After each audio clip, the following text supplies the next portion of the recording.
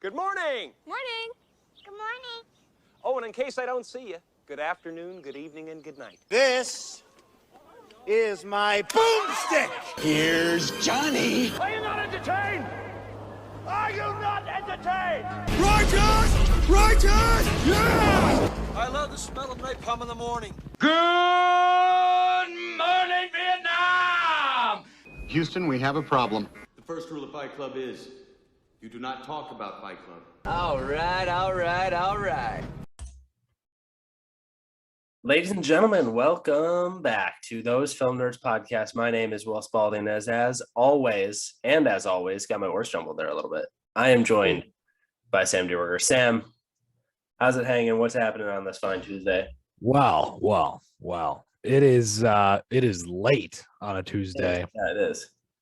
We're recording this at approximately 2200 hours, and things are different this late at night. This is the latest we've recorded a podcast in quite some time, and yeah. Sam's room is completely pitch black. He's a silhouette. I can't see anything behind him. I'm a silhouette, and so if things start to get weird or hot and heavy, that's why. But I should say our podcast game only improves as we get later into the evening. You should see us when we're really late at night, like 3 a.m. We don't post that stuff though. So well, you have to pay for the premium subscription to listen to that stuff. That's loyal listeners only. Yeah, that's on our Patreon page. But it's not called Those Film Nerds on the Patreon, so don't even try searching for it. But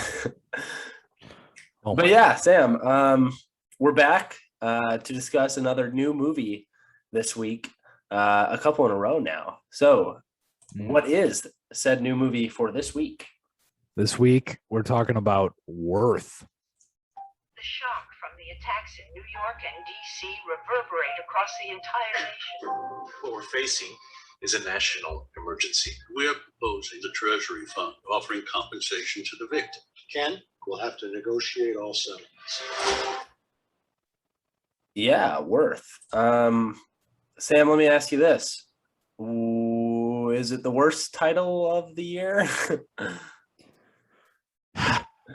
This is an awful title for a movie, but we'll get into that later, I guess. It's a dreadful title. But before we get into Worth, a new Netflix movie, Sam, a little industry news, and we'll continue our game from the previous week's episode. Yes. Which do you want to do first? We can talk some industry news. Yeah. Cool. I only have one thing. I don't know what you have. I want to ask you about this new series starring Beanie Feldstein. Ooh. Well, I don't know. It's not really a new series, but Impeachment, American Crime story about the Monica Lewinsky, Bill Clinton scandals. Have you heard much about this? What are you going to watch this? Are you excited or? Yes, I have. I've watched the trailer. The Lewinsky scandal is so weird because that was only like 20 some years ago. Like, and not too long.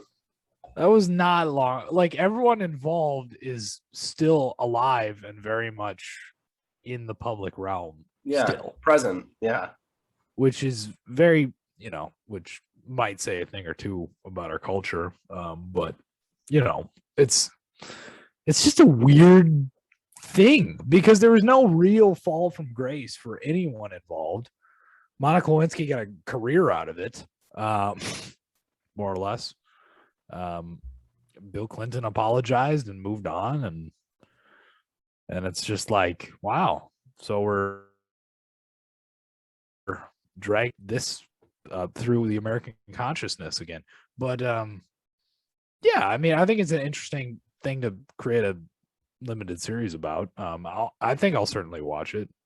Beanie Feldstein is an up and coming talent.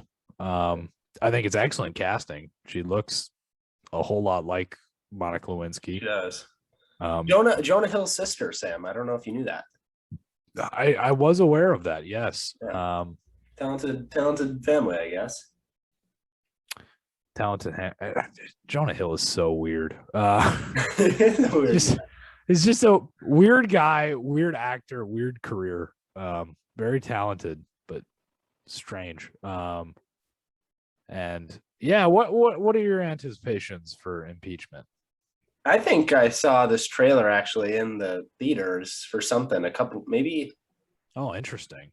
I know I've seen it in theaters a couple times actually, the trailer. So I guess I've seen the trailer several different times. And I saw before I didn't even really know this was happening, and I saw this trailer and I saw Beanie Feldstein and I go, is this a Monica Lewinsky thing? Because I'm like, this kind of looks just that time and how she looks. I was like, this has to be it, right? And then of course they tease it a little bit more, and I'm certain it's that. Right. And I think it looks cool, man. I think this is like you said, an interesting idea, an interesting concept for a limited series. I think that's what it's perfect for, actually. Yeah. I think a movie with that source material kind of seems a little odd. So a limited series where they can really kind of dig in and get everything out is the proper format. And from the trailer, it looks well constructed, good production value. So hopefully it's good. Yeah, I think it's on Hulu. Yeah, I believe so. So. It's interesting that they were playing a trailer in the theater. That's I don't know if just the theater had a because I guess you didn't see one. I didn't see one. No, I saw it online. So I don't know if the theater had some sort of deal with FX or something. I have no idea. Very interesting, though.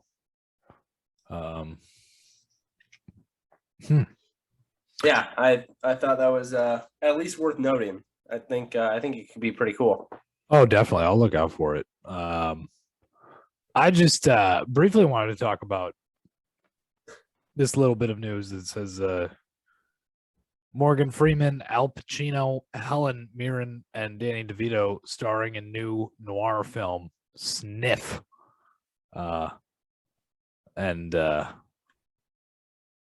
Says Tom Gray wrote the script on spec, and it has found its way to Hackford. The story follows what happens when two residents die under suspicious circumstances in a high-end luxury retirement community. You got to be wondering, all these actors are over 70, certainly. I mean, I think they might all be over 80. What is this called? I missed. Sniff.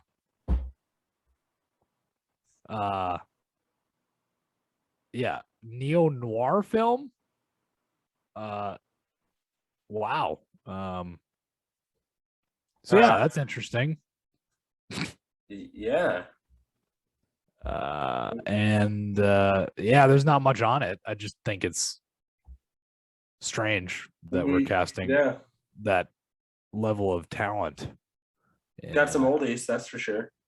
Some legends involved in this movie. I've said this many, many times before on the show, but my God, I don't know what keeps these people going. Yeah. It's well, we know what keeps Morgan Freeman going. He'll always take a paycheck.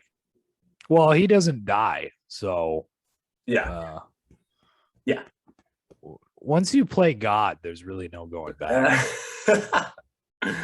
Morgan Freeman has literally played God. Oh yeah, of course he has.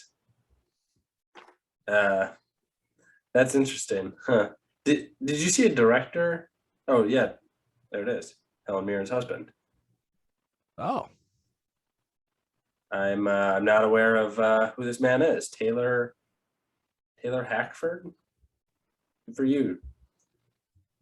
He's an oldie too. Oh, he's okay. He's directed a few things. All right.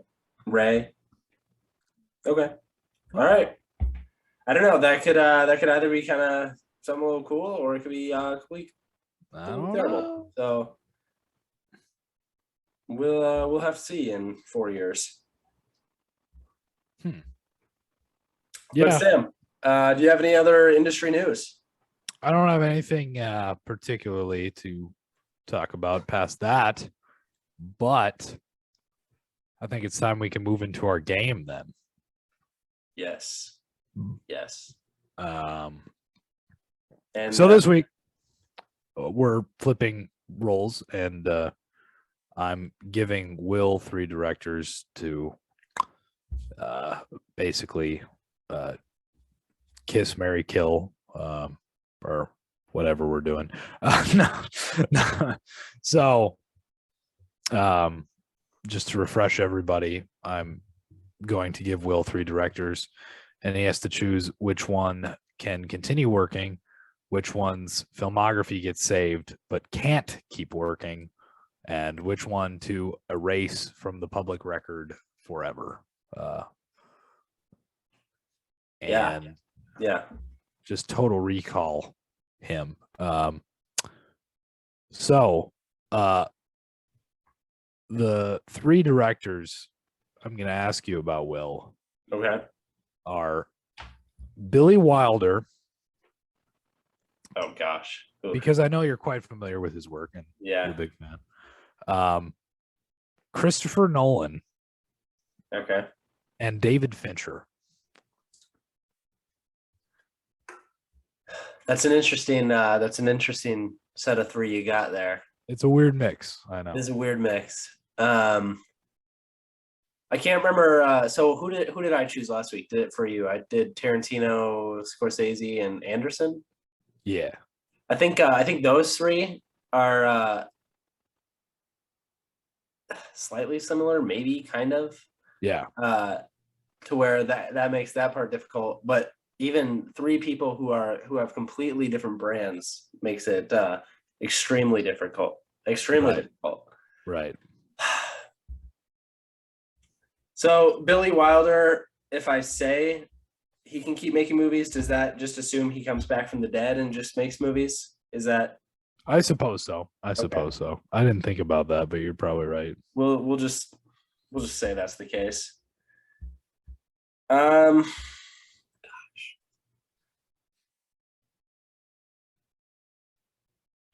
I'm gonna keep Wilder's filmography. I'm just gonna let that sit. That's the right play. Fincher.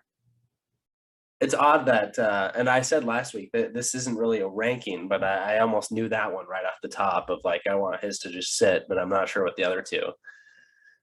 Gosh, Fincher, Nolan. They've both made some classics. Mm-hmm. They've both made a stinker or 2. I think I'm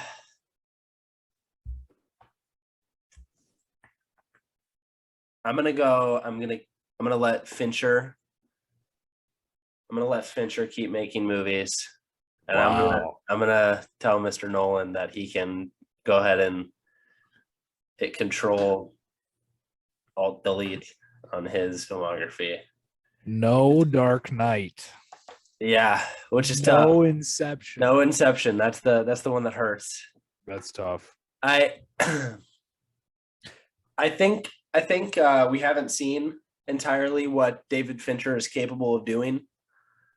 I don't think we've seen all of what he has to offer yet, especially after seeing Mank and right, kind of witnessing what he's able to do. And I don't want to say toned down David Fincher, but more focused on a specific event rather than just here's this wacky, insane story. Yeah, right. And I guess we saw that with like Social Network, but yeah, I'm gonna let Fincher make some more movies because I think he has a lot more to offer. And I think with Nolan, I know when I erase it, this statement won't make any sense, but I think we've kind of seen what Nolan does. We've gotten it, especially with Tenet. I mentioned Fincher's most recent movie. I might as well mention Nolan's, that we kind of see what Nolan's about. And I didn't enjoy Tenet, but most of his movies are good. But they have similar thematic elements, and right. We kind of know what he's doing every time he makes a movie, with maybe the exception of Dunkirk or something. But and that's really tough. That's tough to just delete some of those movies, Inception and Memento and Prestige, very underrated. Well, and I was gonna say too, like if you think about the impact that things like The Dark Knight and Inception had on other movies, development. You know, The Dark Knight really kicked down the doors for a new generation of, you know, blockbuster superhero movies in many respects. And Inception, I mean, after 2010, everyone wanted to make Inception again. We still see. I mean, think of that Inception score of the big, like the big bongs on the piano and things like that. Yeah, and we see those scores all the time now. Right. So, yeah, right. huge impact from Nolan. Kind of the adult blockbuster genre almost. But I just think I enjoy, on average, more of Fincher's films than Nolan's. And I mean, he has a couple in my top like 25, so it's hard to say no to Fincher with Seven and Fight Club. Yeah, I would almost say that you know, it seems like Nolan, we talked about this obviously last year with the release of Tenet and everything, but it almost seems like with Tenet, Nolan is kind of regressing in a way because he's kind of moving back to his roots of just like mind-bending action thriller. Whereas we see Fincher kind of moving away from that, and you know, you can follow his career trajectory and see, okay, now he's sort of taking risks and he's moving into genres and character studies that you wouldn't think he's necessarily comfortable with. So I'm actually with you on this one. I think that, you know, I want to see where Fincher goes, but on another level, I would love to see Wilder reanimate and come back to life and make more movies. It'd be in. So wait, real quick, would your order I suppose, would it be the same as mine? I don't know. I kind of want, I mean, I don't need to see another David Fincher movie. I don't think I need to see it. I'd want to see what Wilder's take on the 21st century, especially the way we've in some senses evolved and other senses devolved, socially, economically, sexually, even. And those are all topics that Wilder cares about. And I'd love to see what he has to say about it. Yeah, absolutely. I mean, Wilder is genuinely probably one of the 10 greatest directors of all time. Who wouldn't want to see him in modern times with modern technology, see what he could do with some updated cameras. And I'd love to see him work with you know, someone like Joaquin and like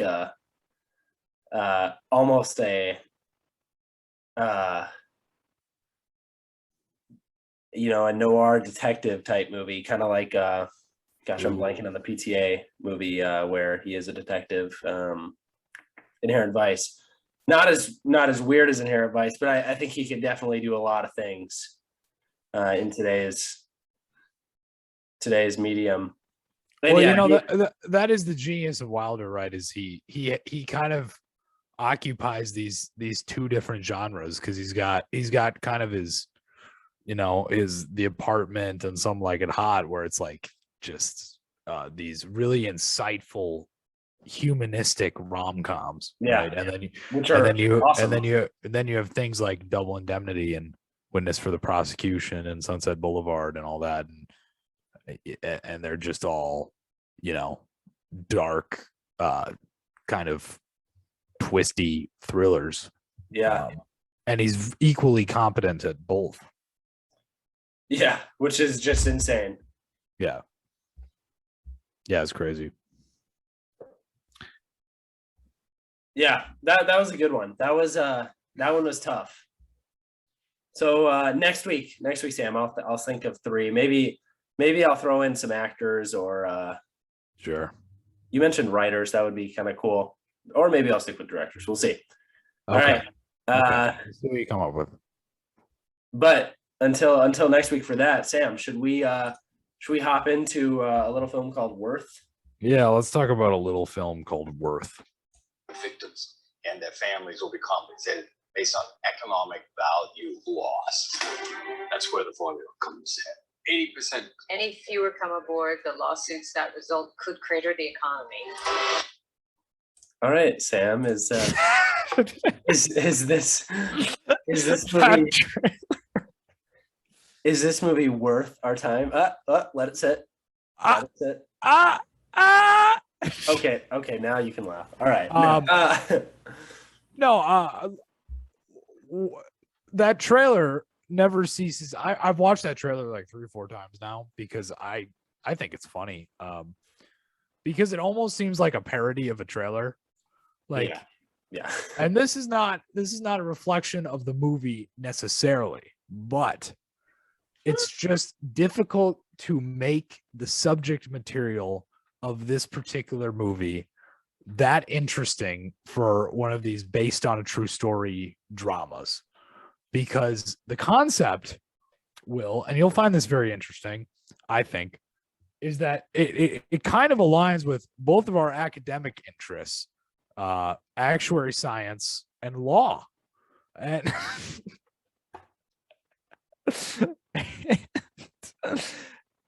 and I thought that was hilarious. Yeah, that was interesting. You said in your I think you said in your Letterboxd review that you didn't think this was subjectly very entertaining, or it's tough to make this entertaining. And I thought, like, the subject matter, I didn't really know a ton about this particular 9/11 story, but I was really fascinated by what was going on, actually. How it was displayed is a different matter.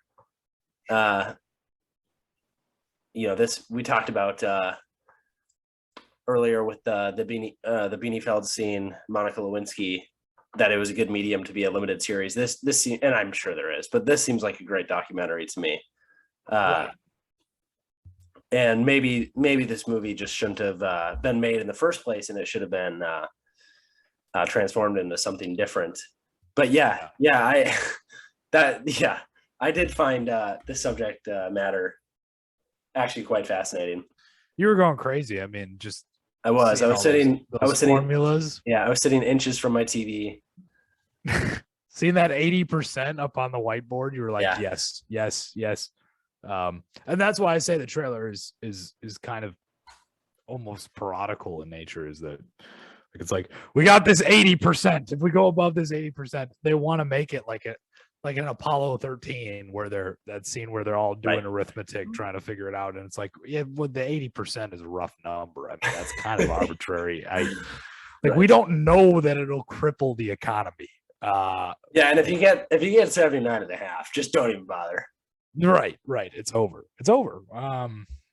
So that was kind of funny. The other interesting thing I will say about this movie is that it takes place over the period of a couple of years. Yeah. And the problem is that the way the scenes are shot kind of implies it feels like the movie takes place over the course of a few days, but yeah, it definitely does. If they did not have the time break, cut to black and it would show the time, which sometimes can kind of annoy me. Yeah. But in this movie, I would have had no clue that time was passing. Right. You could have told me this was a weekend and I would have been like, oh, okay. Right. Yeah. No montages either, which was really strange. I didn't notice that, but that's actually good. That's that would be an effective way to show the passing of time. Like, no shots of them pouring cups of coffee and pouring over the numbers and making calls. It's like there wasn't any of that. It was just like boom. It's like May 2002, October 2003. Like it was like Yeah, they had big jumps too. You're right. So yeah, that's what gave me an issue because the way they did the time jumps, it felt like a documentary. Like this really feels like it should be a documentary. Yeah, absolutely. I thought that like literally from minute one, I thought, this maybe be a documentary. It would be a really interesting documentary. Yeah, there actually might be one. I probably should do some research on that. Yeah, there probably should be one. I just and this is the other thing, right? Something like 9/11, which first 9/11 movie we've done on the show, so that's a pretty big milestone. I also want to ask you, Sam, finish your thought, and then I want to ask you about its release date too, which I found was interesting. Yeah, we can talk about that.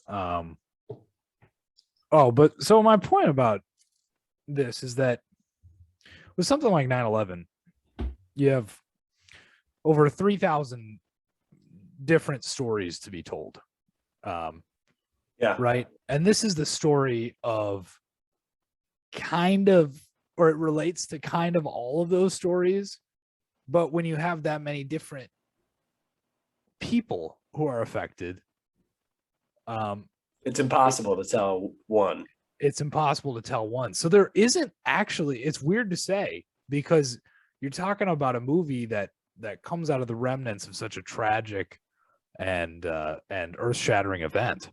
But it's weird to say, but there's not a lot of human emotion in this movie. There's some, but there's not a lot because there's just too many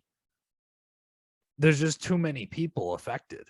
And you're not telling one individual story of someone who was affected by 9/11. You're telling the story of all of them. And that is what made this movie too dry for me to be kind of this based on a true story drama. Yeah, it's an interesting thought. There's a few scenes where they're definitely trying to ramp up the emotions. There's a few like interview scenes where we do get a story. But when I say a few, I really do mean a few. There's not many at all. And you can feel it in those scenes for sure. But I completely agree with you. At the end of this, I kind of thought, or I should say, going into the film, I kind of thought, oh gosh, am I kind of in for a kind of a brutal 2 hours? Which, by the way, way too long. Yeah. And I got out. Well, I shouldn't say I walked. I was literally in my room. But I stopped it and thought I didn't really feel much of anything, to be honest with you, because you're exactly right. We never stopped down to hear one person's story. We kind of half focus on this family, DeMonta. I think it was the DeMonta family. Like that. But even to a point, I'm sure that the wife's name of the firefighter DeMonta who died. I mean, she's probably on screen for 5 minutes, maybe. Right. So we still don't really get much of even that story, which I suppose would be their trademark focused story of the movie. So yeah, we don't get much time, which I don't know. Maybe wasn't the film's focus, so that's fine. Or maybe it should have been its focus. I don't know. Yeah. Well, again, this goes back to kind of the time scale on this thing, and it takes place over the course of over 2 years, and there's just not enough. There's not a whole lot of the movie kind of artificially creates this desperation. Like we have to get this done. We have to get everything done by the deadline. It's like, manufactured drama. Is a long time. Yeah. And a lot of these dramas, I keep referring to them as based on a true story dramas, but that's kind of what they are. Like, the Argos, the Apollo 13s, the whatever. There's time. Star Wars. Yeah. Star Wars, Wizard of Oz. Yeah. There's a time element to them. There's urgency, right? Yeah, I mean, there's no countdown of a clock, which is a horrible cliche to just show the clock when it's getting down to the wire. But it's essentially a clock, that 80%. Right. We cut back to it a lot. Yeah. And I mean, this gets in, and we can talk about this too. This kind of gets into Michael Keaton's character. This Ken Feinberg guy who undergoes an interesting transformation during the film in terms of outlook, but it's not enough. It's not transformative enough to make him that interesting of a character. Yeah, and this movie is just riddled with cliches, right? To the point where I figured this guy was real, but I thought, okay, is this even really a true story? Like, this is so. I mean, if you before the movie starts, if you told me to write down specific dialogue quotes, I think I could have gotten half of them because of right, like how just basic it is, and the character decisions and the turning points of, like, he changed his mind about something because someone said this, and I thought, oh gosh, that's just terrible. That's an awful writing. Yeah. But yeah, I thought for the most part that character was fine. Oh, did you get it? I just got it myself. Feinberg. Oh my god. Anyway. Oh, so I thought that character was okay. Yeah. I don't know how you improve it. I would just say get rid of some of those cliches and find a better way to get him to a point where his character changes. Because at the beginning of the movie, he's very just the formula. We can't treat anyone different. We're just doing our jobs. And by the end of the movie, it's very, no, everyone is their own specific case. With individualities, and we need to treat everyone like they're not the same and whatever, so yeah show us a few different ways how he gets there, because some scenes are kind of brutal. But that's the thing, like, realistically, if Ken Feinberg, the real Ken Feinberg, did undergo this change of outlook while he was handling the 9/11 compensation fund, if he did actually undergo this change, it happened over the course of months and months through many different conversations with many multiple years people. And that's why it's so hard to make a movie about it. Yeah. Because in this movie, there's like two scenes where he changes his outlook. And it's just like he talks to one character and boom, that's it. And it's like, that's why this movie is hard to make drama about. I think the actors do a good job with what they're given, but it's hard to make this movie dramatic.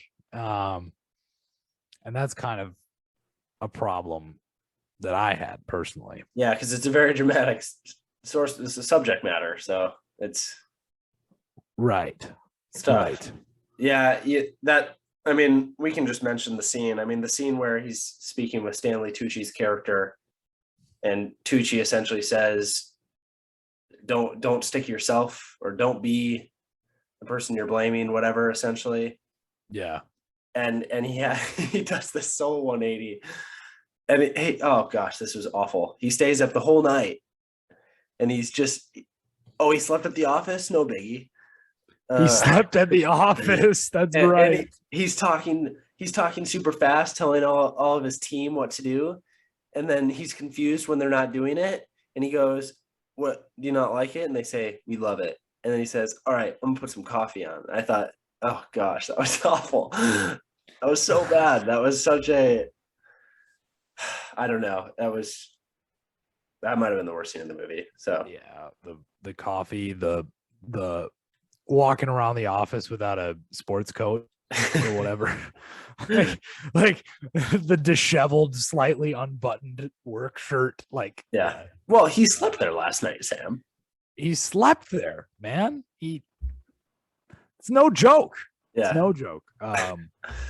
Yeah, one night changed him. I guess let me ask you, we mentioned it, but what did you think of our main story, I guess, that we focused on with the wife that lost her husband, the firefighter, and what did you think about that? See, I thought that's where the little bit of human drama came from for me. Okay. I thought that was a really cool, well, not cool, but it was cool. All right, it was cool. Yeah. It was a cool little a character triangle thing going on there with the husband who dies when the towers fall, but it's revealed later that despite him apparently being a loving husband, that he had an affair and he had 2 other kids. And it's like, oh my God, that is emotional. And I felt that. I sympathized with all the characters involved. And it was a nice way to get Ken Feinberg, Michael Keaton's character, to kind of reconsider, like, hey, everyone has different scenarios. Yeah. And we need to work to accommodate that. So I really liked that piece of characters. We had the other one involving the man who was living with his partner, and his parents didn't approve of his lifestyle, and so his compensation went to his parents, and that ended up not getting resolved, which I thought was really well done. That was a great decision. Yes. On the writer's part, because it kind of signifies, hey, they did everything they could, but they couldn't save this person. Like, there are just things, there's futility to everything.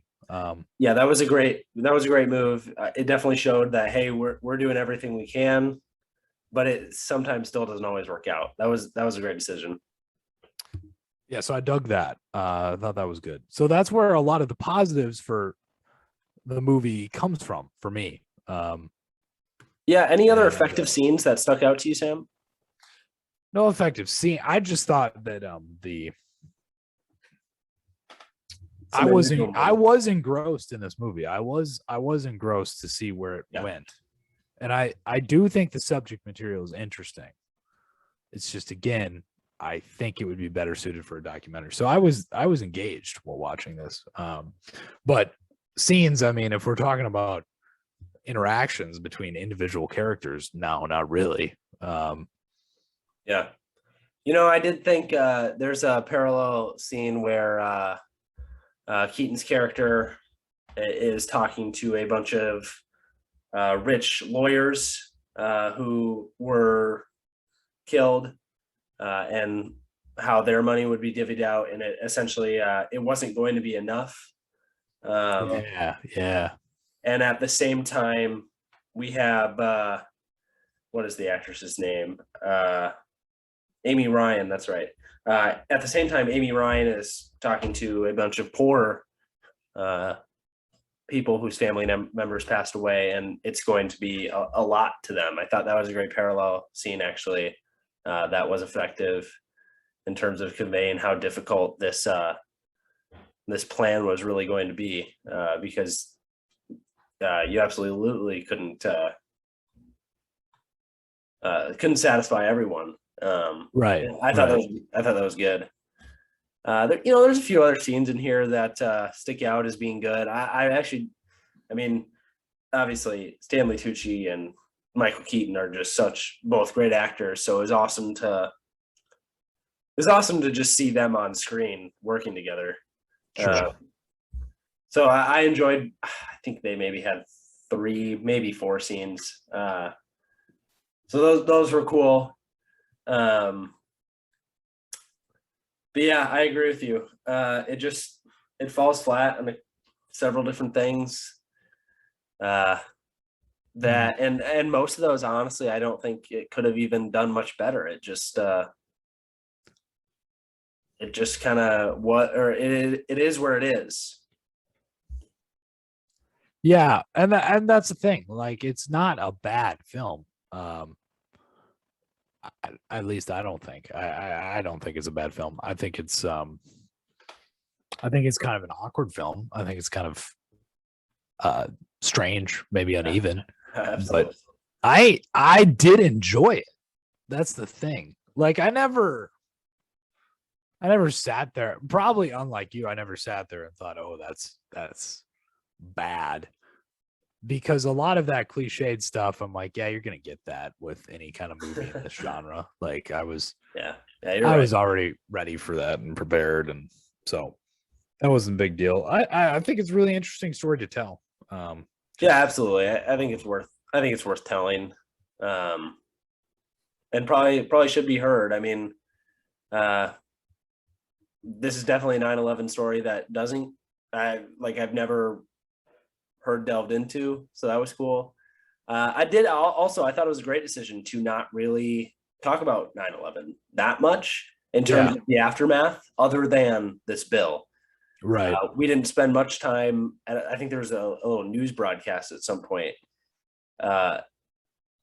talking about Osama bin Laden, but that was about it in that front. Like, we didn't spend much time on it. We didn't spend much time on, we kind of just see Keaton's experience with hearing about the news. We didn't spend much time we didn't actually see it really or anything. So that was all good as well. Right. Focus your movie into what you're trying to tell. Don't branch out and try to tell 4 different things, because then it'd be a jumbled mess. So that was very clever. Mm-hmm. I did like that. I suppose, Sam, let me ask you, I mentioned it earlier, what do you think about its release date? Should it have been this weekend? I mean, I think Saturday is the 11th, right? So would this Friday have been better, or was it good to be released this past? I don't know. Is there a right answer to that? Because, like, is there a reason they decided to release it early? Because I suppose on paper it does make sense to release it right before the anniversary, but in a strange way, I was just going to make this point when you were talking about the movie not focusing on the event itself that much. It isn't, in a strange way, it really isn't a movie about 9/11. No, it isn't. You're right. It's I think that a lot of the characters that we see in the movie, the ones who have lost loved ones in 9/11, it's sort of just a separate compartmentalized event in their minds. It's basically all the characters say, yeah, it's terrible, it's horrible, I'm still not over it, and no amount of money you can give me can make up for it. Yeah, won't matter. Right. So it doesn't matter. And it doesn't that's all they really say. It doesn't dwell on it too much. It dwells on the people that these people were. So I guess my opinion on this is maybe it makes sense to release this movie when it did, because it's not really about 9/11. Yeah, I mean, you're right. That's what it's pushing, is it's about the people. Yeah, I mean, the whole time these people that we meet who had loved ones that were killed, the whole time they're kind of saying, we don't really care about the money, just and Keaton's character keeps saying, well, you just give them the money and they'll be good because they'll move on. Like, well, that money doesn't compensate for the loss of a loved one. Yeah, so they really just want their stories, their loved ones' stories to be told. Which again brings us back to that point of, it feels like none of them got told with this movie. Right. Because of its format. So I guess we just talked ourselves in a loop. Yeah, it's a chicken or the egg thing, but I'm okay with releasing it early. Yeah. I think it's still around the time too, so it might be in bad taste to. It might generally be in bad taste to release a movie on 9/11 on the anniversary of 9/11. Yeah. Because that's just too, on the nose. And it was only 20 years ago, which is crazy. It's crazy. Right. But still, still a little soon, perhaps. I don't know. Like I wouldn't go and I wouldn't release Saving Private Ryan on D-Day, the anniversary of Yeah. D-Day. Yeah. You know, like it's just not. I don't know. Anyway, or Pearl Harbor on the anniversary of Pearl Harbor, same thing. Right. But yeah. I think that's that's all the thoughts I have on it. Unless, Yeah, that's that's really all I have too. Yeah, that's really all I got. We kind of said before this went on, we didn't really have a ton to say about it because it's it's entertaining. Probably not the best constructed movie of all time, but I think it does a fine job of what it's trying to get after. And right. Yeah, I think it's okay. Yeah, I guess. Do you have any wrap up thoughts, or should we just get into some star ratings? I don't. Let's hit some star ratings. Cool. I think we have similar thoughts. So what's yours at? I'm gonna give it 2.5 out of 5. I think Yeah. it's a fine movie. I think it's fine. Might be worth a watch depending on what you're into. I would say maybe.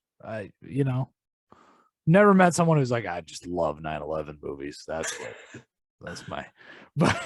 But if you're into the kind of this like human drama based on a true story thing, yeah, you might enjoy it. Yeah, sure. Yeah, 2.5 out of 5. I think I'm just slightly lower than you, but I'm also gonna go 2.5 out of 5 stars. A perfectly decent movie that honestly could even be just thrown on in the background and just kind of be doing something else and whatever. Yeah. Wow. All right, Tim.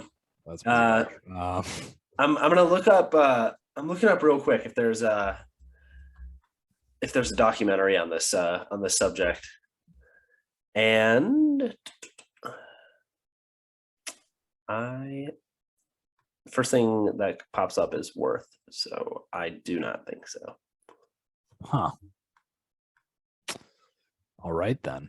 I'm sure there's literally millions of documentaries on 9/11. Probably a PBS documentary. There's something PBS would do, huh? I'm sure. Yeah, and I'm sure some of them cover the fun, but I'm not seeing one specific for that. But all right. Anyway, maybe that should get made. We'll see. Sam, should we get into some recommendations for the week? Yeah, let's get into some recommendations, huh? Cool. I got one. I'll start us off. Sure. I watched a film on Friday. Yeah, I say with a question mark. Friday. A little kind of anti-war movie called Come and See. Ooh. Sam, I'm sure you've heard of it. Oh, have I heard of it? And it's probably a little overhyped, sure, but I think there's rarely a few movies as shockingly brutal and true as Come and See, which seems almost everyone should witness at least once in their life to show the true atrocities and horrors of war. I watched it with a friend, and he was like, "Well, this friend isn't super into movies, but is starting to get in." He's like, "What other like just movies like are that horrifying as Come and See?" And I'm like, I don't know if there's many. Schindler's List is up there, but yeah, there's really not many that will top this one. So I think it's worth a watch. I say everyone should watch it sparingly because it is just extremely brutal. So it's not for the faint stomach and whatnot. But yeah, Come and See. Phenomenal. That one I often get confused with Stalker, but now that I've seen Stalker, Yeah, I should both be able- Russian. Yeah, Russian foreign language films, which some people claim to be the greatest of all time, and I'm like, whoa. Yeah, I need to check that out as soon as possible. I think this week I'm going to recommend a podcast. I know. Like, why would you listen to another podcast besides this Right. one? yeah. No, but Like, I'm sure most of our listeners are actually unaware that other podcasts exist. no, they don't know. Because, that's what cult leaders do. They'll never even hear this. Your recommendation, Sam. I'm editing all of this out. So they won't even know. It gets edited out. It's a great podcast that I enjoy quite a bit. Nicely length episodes, 20 to 30 minutes. A little bit shorter than this one, but we could talk for hours and everyone would listen. But yeah, exactly. There's this great podcast called Philosophize This, and it goes over some of the greatest thinkers in history, kind of just brings them down to textbook level understandings of some of these great thinkers. And it's it's one of those podcasts that you really don't need to listen to in any kind of order. You can just kind of scroll through and be like, I'm interested in learning about Soren Kierkegaard today, or Adam Smith, or Michel Foucault, whatever. And you just kind of listen to an episode on them, and you just feel a good bit smarter afterwards. And slightly pretentious. So Perfect. yeah, all the things I'm into. Absolutely. So, sounding smart and pretentious. So yeah, check out Philosophize This if you're like me. I'm looking at it right now, Sam. Actually, I gave him a subscribe, and I'll definitely be checking some of these out. That's cool. Okay, excellent. I'm always looking for new podcasts that don't exist, but right. But Sam, until next time, where can I find you on Letterboxd? You can find me if you're looking on letterboxd.com/sjdierberger. Where can I find you, Will? You can find me on Letterboxd at willspalding, and you can find us at anchor.fm/thosefilmnerds and thosefilmnerds.weebly.com and thosefilmnerds on all podcast platforms and YouTube and Gmail and whatever else. But Whatever else. Sam, until next time. Keep watching movies, everyone. Have a great week. Thank you. Ever thought about making a podcast? Well, Anchor is the easiest and simplest way to do so. Let me explain. For starters, it's free.